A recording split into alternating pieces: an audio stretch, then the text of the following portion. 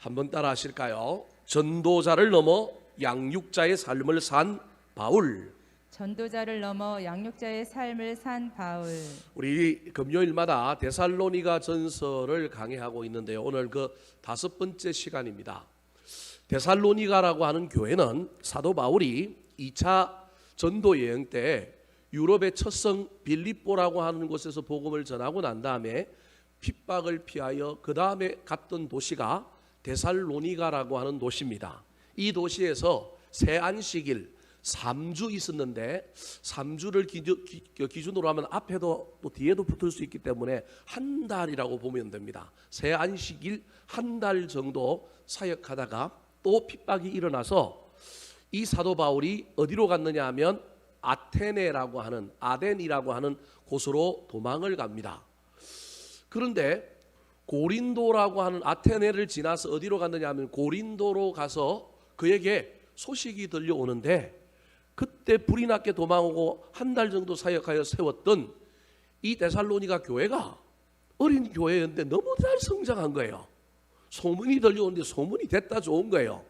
막 믿음의 역사가 있고요, 사랑의 수고가 있고, 막 소망의 인내가 있고, 아가야와 마게도냐, 저 북쪽 지역인 이태리의 그리스의 북쪽 지역인 마게도냐와 지금의 그리스 이베리아 반도에 해당되는 이 그리스에 있는 모든 교회에 본이 될 정도로 엄청나게 성장한 교회가 데살로니가 교회인 거예요.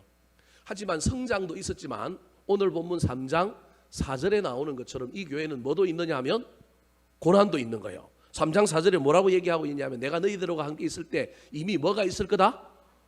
고난이 있을 거다라고 얘기했는데 지금 그 고난이 너희들에게 뭐한다? 있다. 그게 3장 4절에 나오는 얘기예요.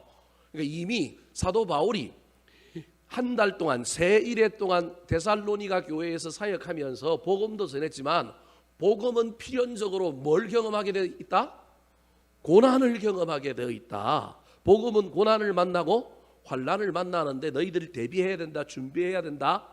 그래서 이 데살로니가 교회 교인들이 신앙생활을 잘 했는데 그래서 소문도 잘 났지만 지금 현재 소식을 듣고 있는 이 사도 바울에게 소문이 좋은 교회, 신앙생활을 잘한 교회, 어리지만 굳건하게 뿌리를 내린 교회일 뿐만 아니라 이 교회가 지금 무엇에 직면해 있느냐 하면 고난에 직면해 있다라는 걸 아는 거예요. 그래서 이 고난의 문제를 이길까 이 어린 교회가 지금까지는 잘 왔는데 혹시 여기서 넘어지면 어떡할까 이런 조바심 때문에 본인이 어떻게 하려고 했느냐 하면 다시 가서 복음을 다시금 굳세게 만들어 놓고 싶은 마음이 굴뚝 같았단 말이에요. 근데 오늘 본문에 보면 못 갔다는 거예요. 한두 번 가보려고 했지만 마귀가 막아서 못 갔고 그래서 다시금 대안을 낸 게 있는데 누굴 보냈다고요? 오늘 본문에 보면 디모데를 보내서 너희들이 그 고난과 싸워 이기도록 내가 디모데를 보낸다. 디모데가 이 편지를 갖고 갔다. 뭐 이렇게 해석할 수도 있는 거예요. 여하튼 이런 배경 속에 있는 교회가 어떤 교회냐 하면 데살로니가 교회입니다. 여러분 순회 전도자였고 잠깐 머물러서 교회를 세우고 또 다른 도시를 중심으로 선교를 했던 사도 바울은 오늘날로 치면 교회 안에 전도 부인과 같은 역할을 한 사람입니다. 무슨 말이냐 하면 교인들을 데리고 오는 역할을 잘한 사람이요, 교회를 세운 역할을 잘한 사람입니다. 근데 여러분 데리고 오기를 잘하는 사람들 중에 간혹 양육도 잘하는 사람이 있는가 하면 데리고 오기는 잘하는데 양육은 젬병인 사람들이 좀 있어요. 그래서 데리고 오는 은사는 있는데 가르치고 돌보고 세우고 인내하고 품고 이런 일은 잘 못하는 사람들이 있어요. 그래서 교회 안에 어떤 분들은 데리고 오는 전도사가 있는가 하면 어떤 분들은 새가족 팀에서 사람들을 잘 돌보고 양육하는 은사를 가진 사람이 있는 거예요. 근데 사도 바울은 이 두 가지가 다 있는 사람이라는 거예요. 오늘 설교의 내용이 제가 오늘 이 얘기를 하려고 하는 거예요. 부담되죠? 여러분 보고 보통 이 두 사람 다 하라고 할까 봐 다 안 해도 되니까 너무 염려하지 말고 사도 바울의 삶이 전도자인 동시에 교회를 세우는 역할을 감당한 동시에 그가 어쩔 수 없이 그 도시를 떠나서 다른 도시로 또 옮겨가고 그랬지만 그는 교회 안에 사람 들어온 것만 그냥 신경 쓰고 나머지는 어떻게 되는지 나 몰라라 한 사람이 아니라 늘 다시금 가서 AS 하려고 그러고 늘 다시금 양육하려고 했던 사람이다. 그것을 저와 여러분이 기억하면서 저와 여러분이 자녀를 육신적인 자녀를 다 낳았단 말이에요. 이게 전도자예요. 자녀만 낳기만 하면 돼요, 안 돼요? 부모가 뭐 더 해야 돼요? 키워도 줘야죠. 시집 장가 가면 끝이에요? 평생 쫓아다니면서 뭐 해야 돼요? 김치 담아주고 손주 손녀 봐주고, 이 A에서 해야 돼요. 이게 양육자란 말이에요. 육신도 마찬가지지만 영적으로 신앙인이라고 하는 사람은 어떤 사람들을 교회로 데리고 인도하고 전도도 해야 되지만 또 양육하는 일도 저와 여러분이 할 수만 있다면 도전을 받아서 그 일에 최선을 다하는 삶을 살아야 하는 겁니다.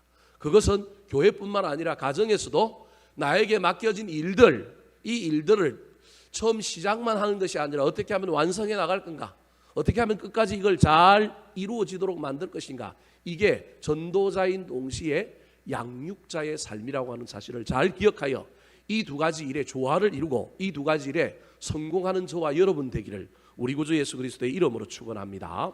자, 그렇다면 전도자의 삶을 넘어 양육자의 삶을 동시에 살았던 사도 바울은 어떤 모습을 가지고 있었을까요? 그에게 어떤 신앙의 좋은 태도가 있었기에 전도자를 넘어서 양육자의 역할을 잘 감당했다고 할 수 있을까요? 첫 번째입니다. 따라하시겠습니다. 열정이 넘치는 양육자. 열정이 넘치는 양육자. 신앙은 될 수만 있다면 열심과 열정이 넘쳐야 합니다. 목사님들 중에 설교할 때 조곤조곤 부드럽게 하는 사람도 있습니다. 저도 조곤조곤 부드럽게 하면 할 수 있습니다. 근데 제 스타일은 그게 아니라서 저는 할 수만 있다면 목청을 높이려고 그러고, 말도 저도 도에서 시작할 수 있지만 설교할 때는 가능하면 미, 파, 솔에서 하려고 애를 씁니다. 지난 수요일은 장례를 치르고 막 힘이 없어가지고 여러분이 느꼈는지 모르겠지만 목소리가 안 나오는 거예요. 아랫배에 이게 단전에 기가 안 모아져가고 소리를 못 지르겠는 거예요. 그래서 지난주 수요일은 어제 그제는 조금 낮췄더니 우리 최영일 전사님이 힘들었을 거예요. 뒤에서 막 마이크 볼륨을 올리고 뭐 하는데, 아무리 올려본들 말하는 사람이 크게 안 하면 크게 들려요, 안 들려요? 뭐 안 들린단 말이에요. 조금 차이가 있는데 여러분들이 이걸 눈치를 챘는지 모르겠어요. 여러분, 할 수만 있다면 앞에 선 사람, 여러분 열정적이어야 합니다. 부모가 가정에서 얼마나 밝으냐, 부모가 가정에서 얼마나 열정이 있느냐, 의욕적이냐, 진취적이냐, 여러분 이게 자녀들에게 고스란히 물려진다는 걸 아십니까? 남편하고 싸우고 때로는 막 마음이 처지고 우울하더라도 여러분 할 수만 있다면 열정을 가지고 열심을 가지고 무엇인가 진취적으로 해보려고 애를 쓰시기 바랍니다. 비록 없는 자리에서는 신음소리를 내고요, 그냥 막 쭉 깔아앉고 막 마음에 어려움이 있다 할지라도 할 수만 있다면 여러분 열정을 내시는 것이 좋습니다. 물론 그게 너무 세 보이기도 하고 때로는 그게 너무 급해 보이기도 하고 경솔해 보이기도 하지만요, 여러분 그 나머지는 우리 주님께서 해결해 주실 것입니다. 신앙생활은 열정이 있는 게 좋습니다. 그래서 이제 제가 나중에 한 십몇 년 후에 우리 교회 은퇴하고 있는데 후임자가 왔는데 저하고 다른 스타일이 오면 어떡할까 걱정이긴 해요. 뭐 그래도 또 적응은 할 겁니다. 여러분 할 수만 있다면 신앙생활, 우리 인생에 어떠한 일을 하든지 간에 저와 여러분은 뭘 가지고 있어야 되느냐 하면 열정, 열망을 가지고 있어야 됩니다. 오늘 본문에도 사도 바울이 데살로니가 교회를 떠나와서 있지만 그 교회를 향한 뭐가 있느냐 하면 열망, 열정이 이 마음속에 가득합니다. 17절 말씀 같이 한번 읽어볼까요? 17절. 자, 17절입니다. 시작. 형제들아, 우리가 잠시 너희를 떠난 것은 얼굴이요 마음은 아니니 너희 얼굴 보기를 열정으로 더욱 힘썼노라. 내가 잠시 너희를 떠났다, 핍박 때문에. 그런데 떠난 것은 얼굴만, 눈과 눈으로 얼굴과 얼굴을 대면하여 보는 건 대면은 떠났지만 뭐는 아니다? 마음은 아니다라는 거예요. 시공간을 초월하여 내 마음은 너희들을 향하고 있다. 여러분 코로나로 말미암아 대면 예배 못 드리지만요, 우리 교회도 온라인 예배 지속적으로 드리고 막 얼마나 열심히 사람들이 많은지 모릅니다. 조금 이따 기도 시간에 제가 여러분에게 또 소개할 텐데요. 여러분 우리 청년 중에 이용경 집사님 아들, 여러분 성욱이 알죠? ROTC 학군 장교로 대학 졸업하고 난 다음에 ROTC로 군대 가서 지금 근무하고 있는데요. 이 친구가 온라인 예배를 잘 드려요. 잘 드릴 뿐만 아니라 여러분 청년이 11조 하기가 쉽지 않아요. 훈련을 잘 받지 않으면 쉽지 않은데 지금 대전에 있거든요. 코로나 때문에 못 오잖아요. 예전에 한번 딱 보고 못 봤어요. 근데 이 친구는요, 온라인 예배도 드릴 뿐만 아니라 월급 받으면 막 11조 떼갖고 꼬박꼬박 교회 통장으로 헌금해요. 얼마나 대단해요, 여러분. 그게 쉬운 일이 아니잖아요. 모 교회에 못 오기도 쉽고요. 더 멀리 떨어져 있는데 우리가 그런 친구들을 위하여 나중에 기도해야 되지 않겠습니까? 이제 청년들을 위하여 나중에 한번 기도하는 시간이 있을 텐데 우리 기도해 줘야 됩니다. 마음이 있다라는 겁니다. 공간의 문제가 아니라 공간으로는 잠시 떠났지만 얼굴만 떠났지 뭐는 안 떠났다? 마음은 있다라는 거예요. 근데 문제는 마음만으로만 지속하기를 원하지 않고, 자, 얼굴이 떠났고 마음은 있는데 그럼에도 불구하고 얼굴과 얼굴을 맞대어 보는 것이 중요하다. 코로나 때문에 우리가 비대면 예배를 드리지만 그럼에도 불구하고 대면 예배를 나중에는 뭐 해야 된다? 돌아와야 된다. 그래서 지금 사도 바울이 얼굴만 떠났고 마음은 너희들과 함께 있지만 그럼에도 불구하고 너희 얼굴 보기를 열정으로 더욱 뭐 했노라? 힘썼노라. 여러분, 사도 바울이 왜 하나님께 쓰임을 받았을까요? 사도 바울이 가문이 좋아요. 난지 8일 만에 할례를 받았고요. 바리새인 중에 바리새인이요, 히브리인 중에 히브리인이요, 베냐민 지파요, 율법으로는 흠이 없는 자다. 자랑할 게 얼마나 많은지 모릅니다. 똑똑한 놈이에요. 대단한 사람이에요.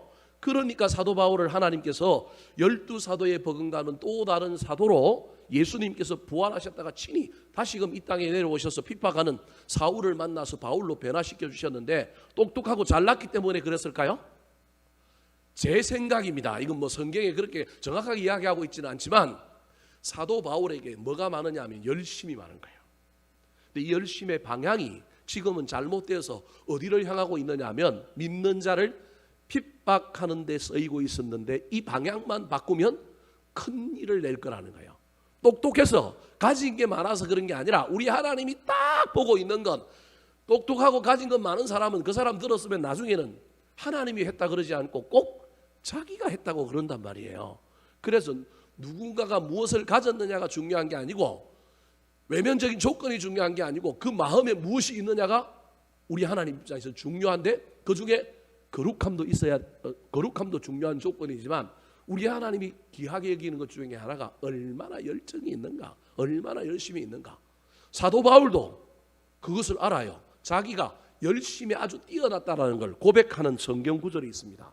갈라디아서 1장 13절 14절 말씀 같이 한번 읽어볼까요? 시작. 내가 이전에 유대교에 있을 때에 행한 일을 너희가 들었거니와 하나님의 교회를 심히 박해하여 멸하고 내가 내 동족 중 여러 영갑자보다 유대교를 지나치게 믿어 내 조상의 전통에 대하여 더욱 열심히 있었으나, 심히 박해하고 동년배의 나이보다 영갑자들보다 지나치게 믿어갖고 더욱 열심히 있었던 사람이 누구라고요?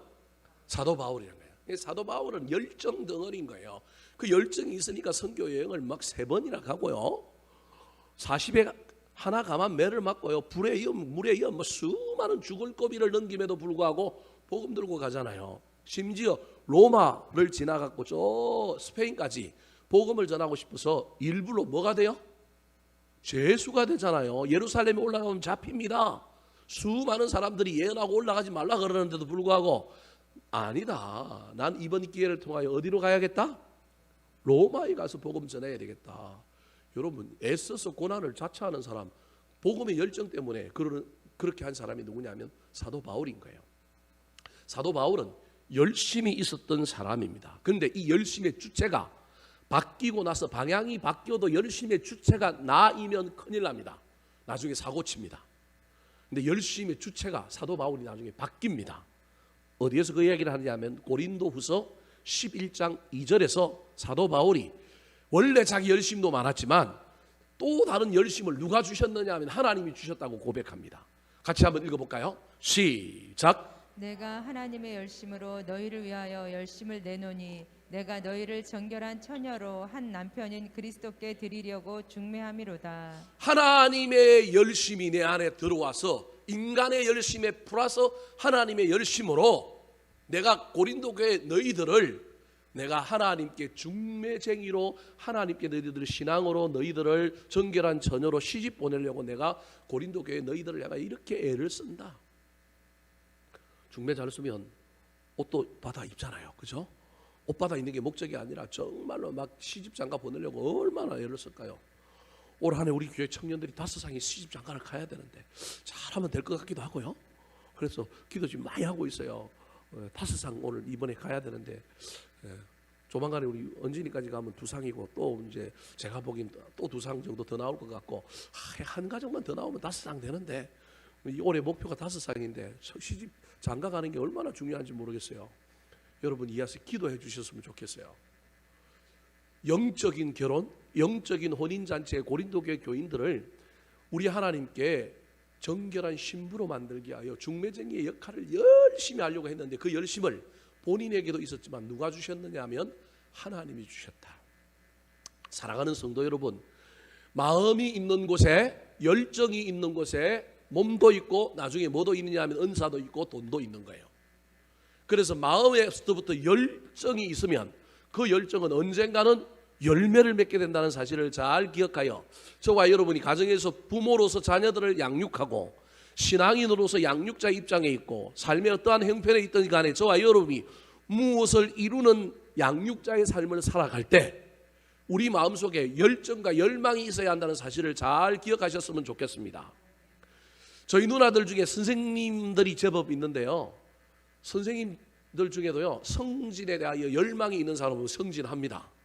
교감이 되고 교장이 됩니다. 근데 그게 없는 사람은요 점수를 따야 되는데 점수 따기가 싫고 귀찮으니까 나는 그냥 이러다가 나중에 은퇴하고 뭐만 받아 먹으면 돼요? 연금 받아 먹으면 되는 거예요. 그런 사람들은 성질에 관심이 있을까요? 없을까요? 없어요. 그러니까 막 연구 점수 학교에 뭘 맞는 거 이런 거 막 안 하고 그냥 자기 일만 하는 거예요. 저희 막내 누나가 얼마나 열심히인지 몰라요. 저희 막내 누나가 사실은 전문대학을 나왔고 유아교육을 나와가지고요, 전문대학을 나왔고 옛날에 병설 유치원이 처음 생길 때 4년제 대학 졸업자 유아교육 전공자가 부족하니까 2년제 나오는 사람들도 교사로 뽑았어요. 거의 첫 번째 해에는 거의 공짜로 뽑았다니까요. 저희 누나가 전문대를 나오고 유아교육과를 나오고 그 케이스로 들어가고 나중에 방통대에서 공부를 하고 다시 4년제 학위를 받고 그런 거예요. 그러니까 4년제 정규대학을 나온 저희 누나가 공부를 못해서 그런 건 아니고 시골에서 어렵다 보니까 자기가 일부러 그냥 유아교육에 나와가지고 도움을 주려고 막내 동생 대학 가니까 학비를 좀 내야 된다는 생각 때문에 사실은 그런 거예요. 저를 위하여 희생한 거죠. 근데 제 누나가 그렇게 해가지고 이제 유치원 선생님이 정식 교사가 됐는데, 정교사가 됐는데, 아니 유아교육과들하고 경쟁하니까 경쟁이 돼요, 안 돼요? 안 되잖아요. 아무래도 조금 힘들잖아요. 그런데도 열망을 품고 오지라고 하는 오지는 나가고요. 가서 남들이 싫어하는 뭐 연구부장 뭘 맡아야 되는 건 다 맡는 거예요.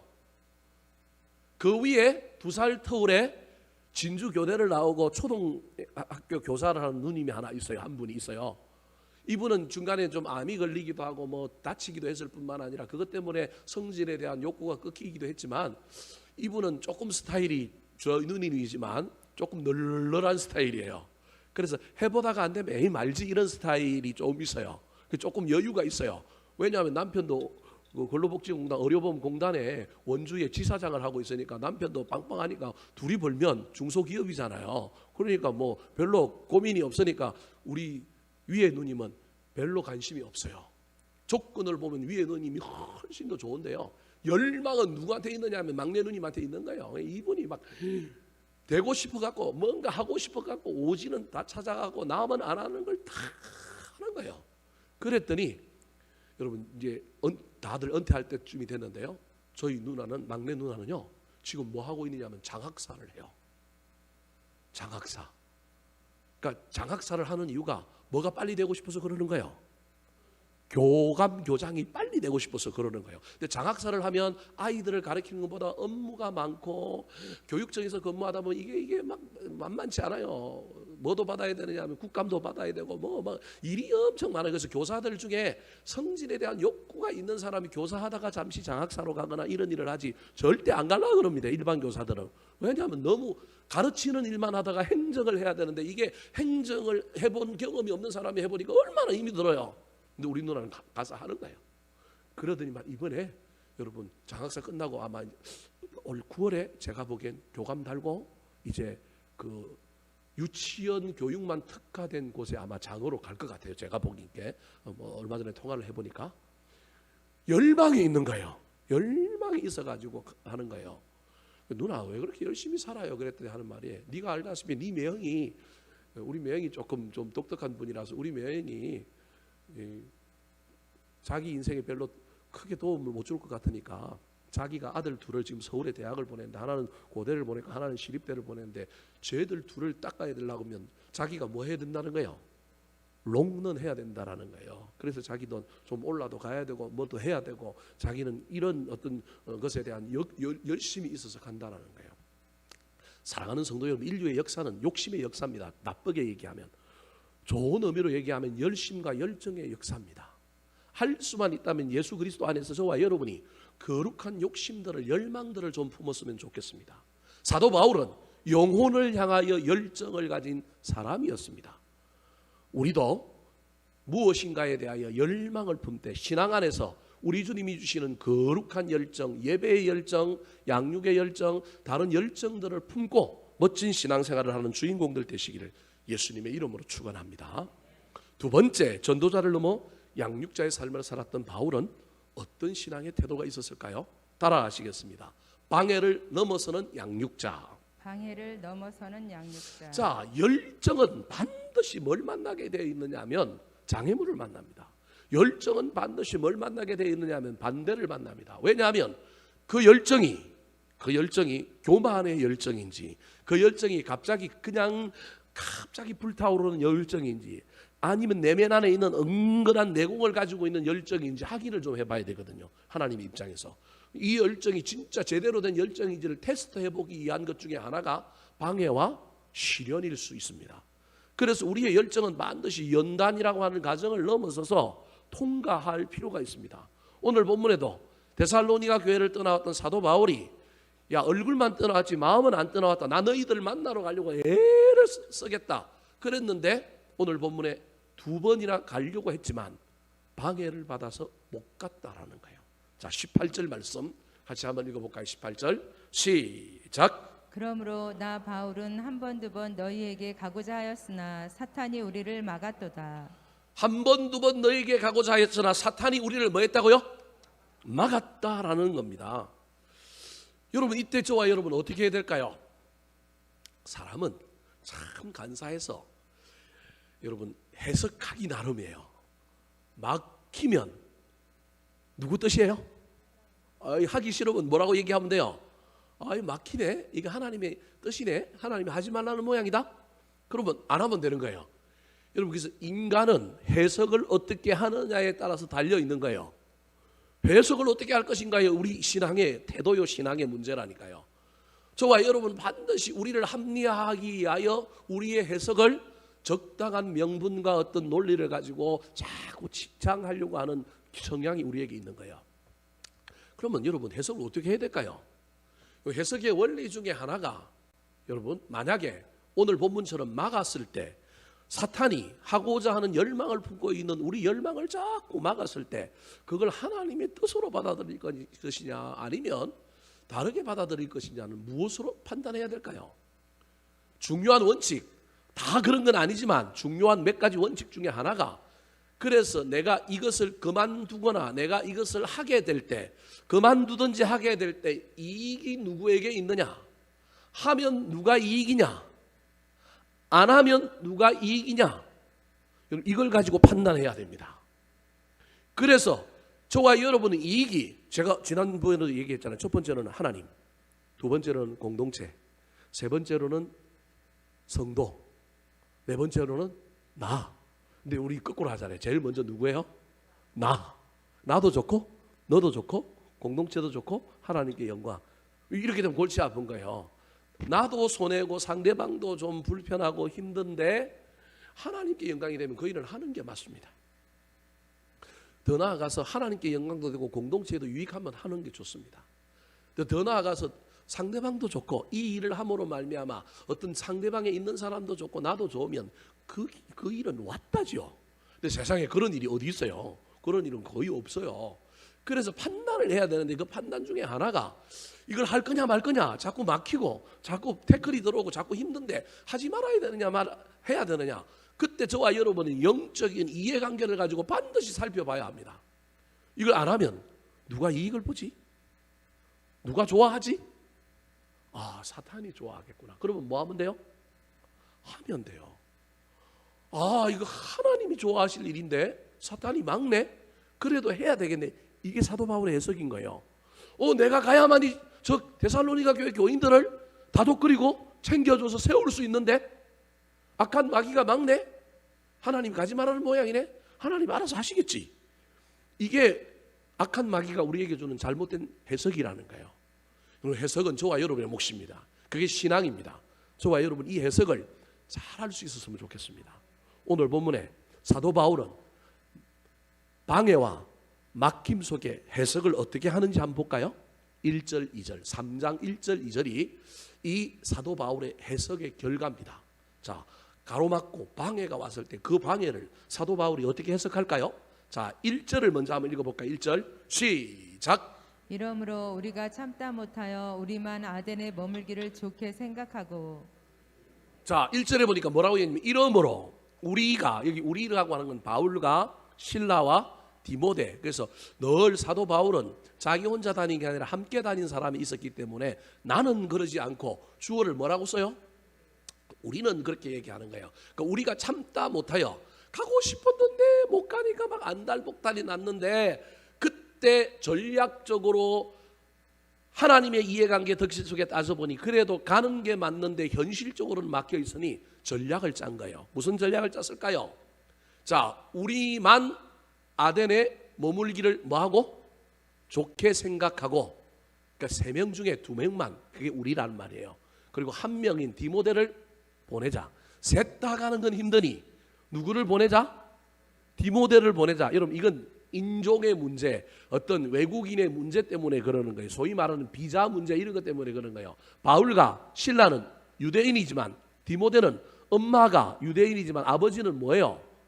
헬라인인 거예요. 소위 말하는 피부, 인종, 문화, 언어 이런 거와 관련하여 프리패스, 국경을 자유스럽게 넘고 혼자 자유스럽게 다닐 만한 상황이 누구에게 펼쳐져 있느냐 하면 디모데에게 펼쳐져 있는 거예요. 그런데 정통 유대인들인 이 바울과 실라는 그게 힘드니까 전략적으로 나누어서 남아 있다가 아테네로 고린도로 내려갈 사람, 아덴에서 남아 있다가 아덴이 아테네입니다. 그리스 수도 아테네. 아테네에서 남아 있다가 고린도로 내려갈 사람. 여기서 뒤로 돌아서 데살로니가로 보낼 사람. 그래서 대안을 만들어. 우리 셋 다 가야 되는데 내가 가야 되는데 내가 못 가면 나의 분신 누구라도 보내자. 디모데라도 보내자. 방해가 왔을 때 이 방해의 판단을 해석을 하나님의 관점에서 해보니 그래도 가는 게 맞는데 현실적으로 여러 가지 제약과 어려움이 있으니까 대안을 만드는 거예요. 그래서 하나님의 일꾼인 디모데를 보낸다. 이게 지금 사도 바울이 가지고 있는 열정의 해결책입니다. 사랑하는 성도 여러분, 방해를 만나서 우리의 열정이 식어지고 우리가 멈추고 뒤로 가고 혹시 낙심한 적은 없습니까? 열정의 양육자는 이 방해 앞에서 대안을 만들어냅니다. 이 방해 앞에서 어떻게 하면 성공시킬까? 다른 것들을 찾아내는 지혜를 하나님께 구하며 나아가는 겁니다. 기도해서 저 방법을 찾아냈다 그런 말씀은 오늘 본문에 없지만 사도 바울이 영적인 민감성과 분별성 속에 방해가 시작되었을 때 이 방해 앞에 무릎을 꿇을 것이냐 아니면 대안을 만들어서 또 다르게 행동할 것인가에 대한 지혜를 얻었다고 볼 수 있는 것입니다. 여러분의 열정이 무너지지 말고 열정을 가지고 자녀들을 향하여 교회에서 맡은 사명에 대하여 저와 여러분의 삶의 터전에서 우리가 무엇인가를 양육하고 세워가야 할 때 그 꿈들을 끝까지 품고 달려가게 되기를 우리 구주 예수 그리스도의 이름으로 축원합니다. 세 번째, 전도자의 삶을 넘어서 양육자의 삶을 살았던 사도 바울의 신앙의 태도는 어떤 태도일까요? 따라하시겠습니다. 자랑함으로 격려하는 양육자. 자랑함으로 격려하는 양육자. 자, 나한테 열정이 넘치고요. 그 다음에 나한테 방해가 오더라도 그 방해에 내가 멈추지 않고 대안을 마련하고 그 지속적으로 그 일을 향하여 달려가는 이 두 가지 태도는 나의 태도라고 한다면, 내가 무엇인가를 이루고자 하는 상대방을 향하여 저와 여러분이 좋은 태도를 가지고 있어야 되는데, 그 태도가 뭐냐 하면 칭찬과 축복인 거예요. 사도 바울은 칭찬과 축복을 잘 하는데, 오늘 본문에 이 사도 바울의 칭찬과 축복은 보통 그냥 어떤 직책에 있기 때문에 어떤 상황 속에서 어쩔 수 없이 그냥 하는 의례적인 립 서비스적인 차원이 아니라, 이 마음 속에서 자긍심이 가득하여 데살로니가 교회 교인들을 향하여 지금 뭐라고 있냐면 엄청나게 칭찬하고 있는 거예요. 자기가 못 가지만 디모데를 보내면서 그들을 향하여 막 칭찬을 됐다 하는데, 이 칭찬이 그들을 고난에서 이기게 만들 거라는 거예요. 사람은 누구나 뭘 받아야 돼요? 지지와 성원과 칭찬을 받아야 되는 거예요. 근데 그걸 안 해주면 힘든 거예요. 가장 가까이 있는 사람이 칭찬을 해주고 지지를 해주면요, 힘이 나잖아요. 근데 의뢰이 받고 싶은데 그걸 안 받으면 얼마나 어려운지 몰라요. 제가 요즘 막 힘들어 죽겠는데 계속해서 울산에서 목사님 한 분이 어떤 분을 통해서 얘기를 듣고 저한테 교회 지금 분란이 일어나는데 그 분란의 문제를 저한테 코치를 해달라고 시도 때도 없이 전화가 와요. 네. 안 해줄 수도 없잖아요. 안타깝잖아요. 엄청나게 다투고 싸우는데 목사님들이 미성숙하니까 그 문제를 어떤 법적인 테두리 내에서 상대방의 감정 속에서 실수하지 않고 그 문제를 잘 풀어가야 되는데, 그걸 못하는 목사님들이 너무 많은 거예요. 그래서 제가 저 김포의 어떤 교회에 컨설팅을 잘 해줘가지고 문제가 잘 해결되고요. 저 하남에도 어떤 교회 목사님이 교회에서 분란이 나서 싸우는데 제가 또 코치를 좀 잘 해줬더니 소문이 났나 봐요. 소문이 나고 이번에는 어디에서 전화가 오냐, 울산에서 전화가 오는 거예요. 장례를 치르는데도 전화가 오고, 어제도 전화가 오고 오늘 또 전화가 오고, 막 상황이 수시로 변할 때마다 전화가 와갖고 저한테 뭐 물어보는데 한마디 할까 하다가, 그래도 그 목사님이 얼마나 답답하겠어요. 얼마나 답답하겠습니까? 핵심의 내용이 뭐냐 하면, 지금 서로 상대방이 감정이 안 좋아가지고 아주 얼굴을 대놓고 서로 신앙생활 한 교회에서 하기 힘드냐? 그러면 그건 어떻게 해야 될까요? 서로 싸워서 10대 빵 만들어가지고 완전히 이기려고 하면 안 된다. 그건 이길 수는 없다. 6대 4로 이기든 4대 6으로 지든 적당한 상태의 어떤 선을 만들고 그 속에서 상대방을 인정해 줄 건 인정해 주고, 특별히 감정은 좀 건드리지 말고 좀 인정해 줄 건 인정하고, 잘못한 건 잘못했다고 얘기하고, 좀 그렇게 해서 타협점을 찾아봐라. 그래도 안 되면 그때는 칼을 뽑아야 된다. 근데 일단 해볼 수 있는 데까지 해봐라. 어제까지 제가 컨설팅 해준 게 그거예요. 그래서 상대방이 잘한 게 있으면 좀 잘했다고 칭찬하고, 객관적으로 볼 때 내가 잘못한 게 있으면 그쪽은 나보고 10개 잘못했다고 얘기하겠지만, 그래도 내가 인정하는 게 잘못된 게 한 서너 개라도 있으면 그거 잘못했다고 얘기는 해라. 그리고 상대방 잘한 거 있으면 잘했다고 얘기를 해라. 그러고도 합이 안 되면 그건 헤어져야 되는 거다. 어떻게 지옥같이 같이 살겠느냐. 서로 나눠주고 아브라함이 롯과 분가하는 것처럼 분가해야 되는 맞는 건데, 지금 분가가 아니라 싸워서 이겨서 완전히 10대 0으로 이기려고 하는 마음이 목사님에게도 있고 상대방에게도 있는 것 같다. 그랬더니 그 목사님도 맞대. 자기가 너무 억울해갖고 완전히 다 뭐 하고 싶다고요? 이기고 싶다라는 거예요. 여러분, 그런 방식이 어디 있어요? 교회 안에서 그런 방식은 없어요. 그래서 인정해줄 건 인정해주고 해라 그랬더니, 제 말을 듣고 오늘은 했더니 자기를 반대하던 사람들이 그룹이 있는데 그 그룹이 3개파로 나눠졌대요. 칭찬하고 인정했더니 몇 개 파로 나눠졌다고요? 3개파로. 여전히 도끼를 품고 죽을 똥 말똥 싸우는 사람이 있는가 하면, 자기한테 우호적인 마음을 가진 사람이 생겼고, 중간에서 앞으로 어떻게 하는지 뭐 하자? 지켜보자, 두고 보자, 이런 사람이 생겼다는 거예요. 그래서 잘했다 봐라. 칭찬하면, 적도 칭찬하면 마음이 어떻다고요? 바뀐다. 그랬더니 그러면 제가 다 칭찬하면 될까요? 물론 그건 아니지만 할 수 있으면, 칭찬거리가 보이면, 일부러 립서비스를 할 수는 없지만 칭찬거리가 보이면 이야기해줘라. 그래서 정말 미운 사람이 막 예배 시간에 예배를 드리는데 일어나고 막 예배를 방해한대요. 그 정도까지래요. 예배 시간에, 주일날 예배 시간에 그 정도까지래요. 자기 막 너무 힘들고 사모님은 막 병이 나가지고 막 그렇대요. 그래서 목사님 이럴 때는 어떻게 해야 되냐고 그러길래 제가 뭐라고 얘기했을까요, 여러분? 나도 그 인간은 못 볶을 것 같다. 나도 그냥 막말로 때려 죽였으면 좋겠다. 그런데 마음을 한번 탁 참고 나는 간혹 교회 안에 아이들이 예배 시간에 와서 떠들거나 뭐가 문제가 있으면 나는 그쪽 안 보고 어디 보고 설교한다고요? 딴 데 보고 설교한다. 그 아이를 떠드는 아이를 떠들지 말라고 얘기한다고. 안 떠들 것도 아니고 그러는 순간에 막 예배는 엉망이 되니까 나는 내 말 잘 듣는 사람 보고 막 설교한다.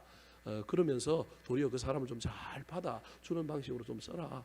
강고 시간에 저한테 설교 제대로 하라고 저분이 일어나서 좀 저렇게 해가지고 제가 정신이 번쩍 들었다고.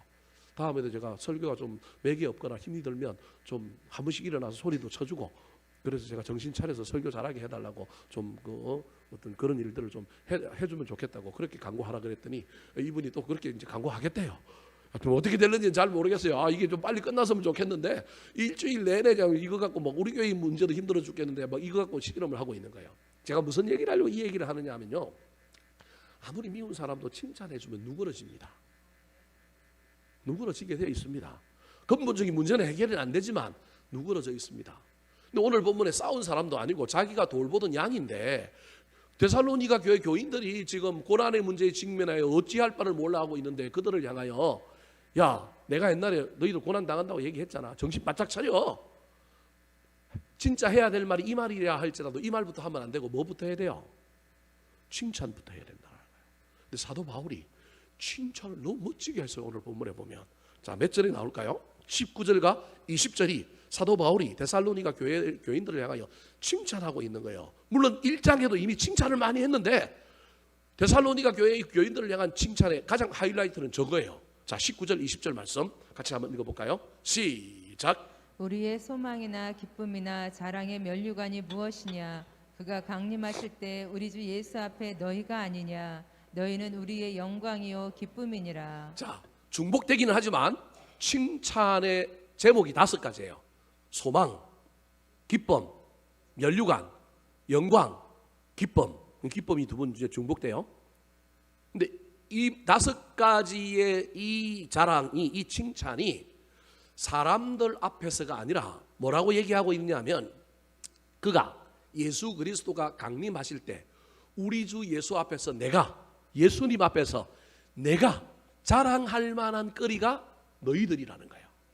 내가 사람 앞에서 자랑할 게 아니라 내가 예수님 만나면 내가 데살로니가 교회 가고 복음을 전하고 이 사람들을 이렇게 만들었습니다.